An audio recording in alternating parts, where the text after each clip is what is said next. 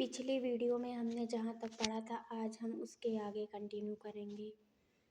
इस पुस्तक की यात्रा में हम जैसे जैसे आगे बढ़ेंगे वैसे वैसे इस पृथ्वी पर विद्यमान प्रत्येक वस्तु के बारे में प्रश्नों की एक अंतहीन सी सूची बनती जाएगी, किंतु प्रश्नों की यह सीमा केवल पृथ्वी के लिए ही क्यों हो।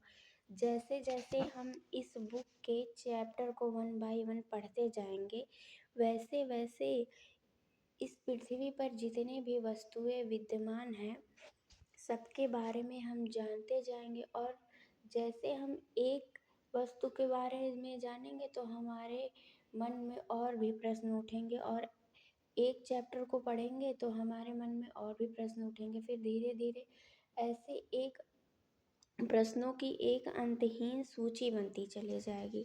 लेकिन क्या ये जो प्रश्न है ये केवल हम अपने बुक में जितने चैप्टर हैं हमें उनसे ही करना चाहिए, या फिर पृथ्वी पर जितने वस्तु हैं हमारे पास जितने आसपास वातावरण है बस उन्हीं से करना चाहिए? नहीं, ऐसा नहीं है। हम उससे परे सूर्य, चंद्रमा और आकाश में चमकने वाले लाखों तारों पर भी प्रश्न पूछ सकते हैं। प्रश्न में कोई बाउंडेशन नहीं रहता कि हम बस यहीं तक पूछेंगे। हम सूर्य, चंद्रमा और आकाश में चमकने वाले लाखों तारों पर भी प्रश्न पूछ सकते हैं कि सूर्य क्या है, कैसे बना, गर्म क्यों है, चंद्रमा की अपनी रोशनी क्यों नहीं होती, आकाश में तारे क्यों चमकते हैं। ये सब हम प्रश्न पूछ सकते हैं। चाहे आपको किसी पत्ती की संरचना के बारे में जानना हो, या यह कि वस्तुएं कैसे गति करती हैं, या यह कि मूंगफली के छिलके को कैसे अलग करते हैं, इस पुस्तक का प्रत्येक अध्याय आपकी जानने की इच्छा को तो जागृत करेगा ही, संभवतः आपके मन में अनेक प्रश्न भी पैदा करेगा। चाहे पत्ती की संरचना हो, कैसे बनी पत्ती, चाहे कि वस्तु गति कैसे करती है, या फिर किसी भी चीज़ को हम किसी चीज़ से अलग कैसे करते हैं, ये सब जितना भी है हम ये सब अपने बुक में जितने चैप्टर हैं धीरे धीरे जानेंगे ही। हमारे मन में अनेक प्रश्न आएगा कि ये कैसे होता है, कैसे हम वस्तुओं को अलग करते हैं, कैसे कैसे जो है कोई भी चीज़ गति करती है। फिर धीरे धीरे और भी नई चीज़ें हमारे मन में आएंगी और हम और भी चीज़ों पर प्रश्न पूछेंगे। हम स्वयं अपने प्रश्नों के उत्तर ढूंढने का प्रयास कैसे कर सकते हैं। अब हमारे मन में ये आता है कि हम आके अपने आप ही कोई प्रश्न के उत्तर कैसे ढूंढ सकते हैं बिना किसी की सहायता से। कभी कभी हम ये सोचते हैं, लेकिन ऐसा नहीं है। हम अपने मन से ही बहुत से प्रश्नों को ढूंढ लेते हैं और हमें पता भी नहीं चलता है कि हमने उन प्रश्नों को ढूंढ लिया है। चाहे आपने ध्यान ना दिया हो, फिर भी आप अनेक प्रश्नों के उत्तर अब तक ढूंढते रहे होंगे। आप ध्यान नहीं दिए होंगे कि आप किसी प्रश्न के उत्तर ढूंढ लिए हैं, लेकिन आप बहुत से प्रश्नों के उत्तर ढूंढ लेते हैं। मान लीजिए कि आपकी कलम लिखना बंद कर देती है, तब आप क्या करेंगे? मान लीजिए कि इसमें दिया गया है कि मान लीजिए कि आपकी कलम लिखना बंद कर देती है। हम सबकी कलम कभी ना कभी तो लिखना बंद की ही होगी। तब आप क्या करेंगे? मतलब हम तब क्या करते हैं? आप शायद अपने आप से यह प्रश्न पूछेंगे। हम अपने आप से ही प्रश्न पूछते हैं कि ये पेन लिखना क्यों बंद कर दी? मेरी कलम ने लिखना क्यों बंद कर दिया? आप यह अनुमान लगाएंगे कि कलम में स्याही समाप्त हो गई है क्या? फिर हम सोचेंगे पेन में इंक जो है वो ख़त्म हो गई है क्या? तब आप इस अनुमान का परीक्षण कलम खोलकर और रिफिल की स्याही जांच कर करेंगे। तब जब और हम पेन को देखेंगे, अगर वो नहीं चलती है तो फिर सोचेंगे एक बार खोल कर देखें क्या हुआ, कहीं उसमें जो स्याही है वो ख़त्म तो नहीं हो गई है। यदि वह खाली है तो आप जान जाएंगे कि आपका अनुमान सही था। अगर हम देखेंगे कि पूरी तरह से इंक ख़त्म हो गई है, खाली हो गई है, तो हम सोचेंगे हाँ पेन ख़त्म हो गई है, पेन में जो इंक थी वो ख़त्म हो गई तभी नहीं चल रही है।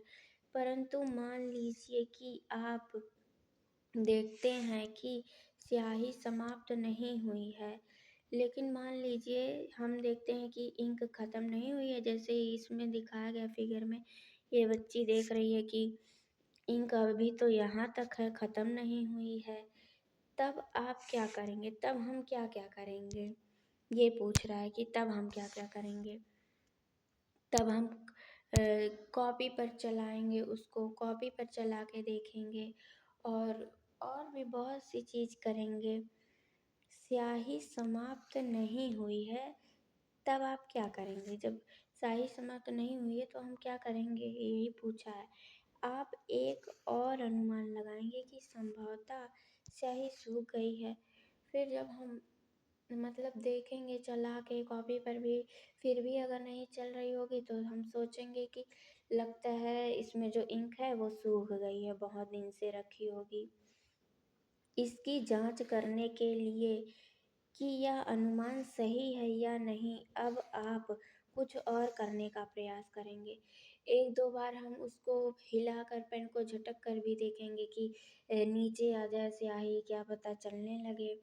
वास्तव में विज्ञान ऐसे ही कार्य करता है।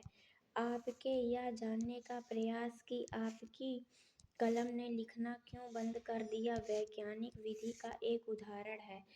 जो विज्ञान है वो वास्तव में ऐसे ही कार्य करता है। धीरे-धीरे किसी चीज़ की खोज होती है। ऐसे तुरंत ही किसी चीज़ की खोज नहीं हो जाती है। क्रियाकलाप 1, आइए सोचें और लिखें। इसमें सोचना है। एक ऐसी ही अन्य समस्या के बारे में लिखें जिसे आपने हल करने का प्रयास किया हो। ऊपर जो प्रॉब्लम दी गई है वैसे एक और समस्या के बारे में सोचिए जिसने आपने खुद से किया हो कभी। ये आपसे पूछा है, आपने किन चरणों का पालन किया? जो स्टेप है उसमें किन स्टेप का आपने पालन किया, किन चरणों का पालन किया? जैसे इसमें पहले रिफ़िल देखी, फिर हमने देखा कि पेन को कॉपी पे चला के फिर सोचा सूख गई है, वैसे और जो आप की समस्या है उसको आपने कैसे हल किया और किन चरणों का पालन किया है? विज्ञान केवल तथ्यों एवं आंकड़ों को याद करना अथवा केवल प्रयोग करना नहीं है। जो साइंस है वो केवल फैक्ट को और केवल नंबर्स को याद करना नहीं है। साइंस एक रटने की चीज़ नहीं है। जब तक हम साइंस को ऑब्ज़र्व नहीं करेंगे, खुद से इमेजिन करके सोचेंगे नहीं, तब तक हमें साइंस नहीं आएगी। रट करके साइंस को कभी नहीं सीखा जा सकता है। विज्ञान चरण दर चरण प्रक्रिया का पालन करते हुए हमारे प्रश्नों के उत्तर ढूंढने में सहायक होता है। वे कौन से चरण हैं जिनका हम अनुपालन कर सकते हैं? विज्ञान स्टेप बाय स्टेप जब हम चरण दर चरण प्रक्रिया को पालन करते हुए प्रश्नों को ढूंढते हैं, तभी हम विज्ञान को अच्छे से समझ सकते हैं, जिसका अनुपालन हमें करना चाहिए। ऐसा नहीं है कि हम किसी चीज़ को रट लिए फिर ऐसे करेंगे तो होगा, ऐसा बिल्कुल नहीं है। जब हम स्टेप बाय स्टेप किसी चीज़ को करेंगे तब हम धीरे-धीरे साइंस को समझेंगे कि ये चीज़ ऐसे नहीं ऐसे होगी।